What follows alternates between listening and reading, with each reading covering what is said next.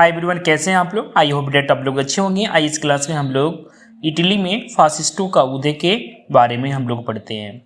Fascism का उदय सर्वप्रथम Italy में हुआ। इनका जन्मदाता मुसोलिनी को माना जाता है।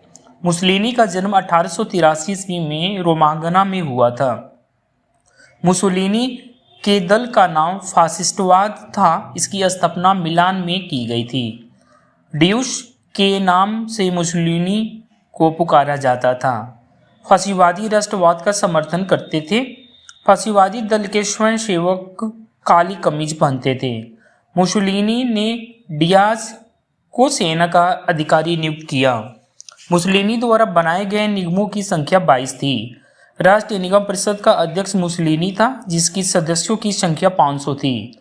Grand council of fascist party के सदस्यों की संख्या 25 थी। मुसोलिनी ने अक्टूबर 1922 ईस्वी में रोम पर और 1935 ईस्वी में अबिसिनिया पर आक्रमण किया।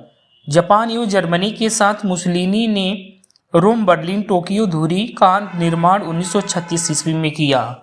मुसोलिनी ने 10 जून 1939 ईस्वी को द्वितीय विश्व युद्ध के दौरान मित्र राष्ट्रों के विरुद्ध युद्ध की घोषणा की।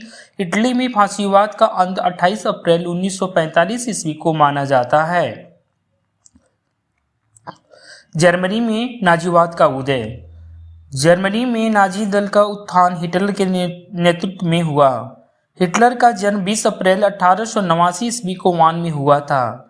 जर्मन सम्राट कैंसर विलियम द्वितीय ने 10 नवंबर 1918 ईस्वी को अपने पद से इस्तीफा दे दिया।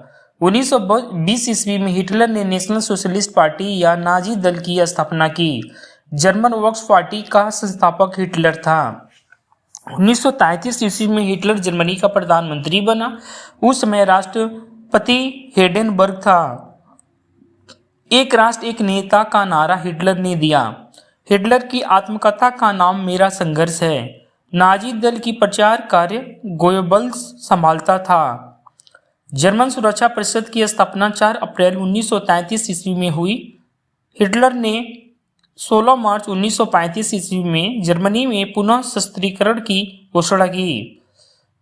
हिटलर ने 1 सितंबर 1939 ईस्वी को पोलैंड पर आक्रमण किया। हिटलर की विस्तारवादी नीति का पहला शिकार ऑस्ट्रिया हुआ। एडोल्फ हिटलर के लिए सामी विरोधी नीति का अर्थ था यहूदी विरोधी नीति। हिटलर ने 30 अप्रैल 1945 ईस्वी को आत्महत्या की। Thank you very much.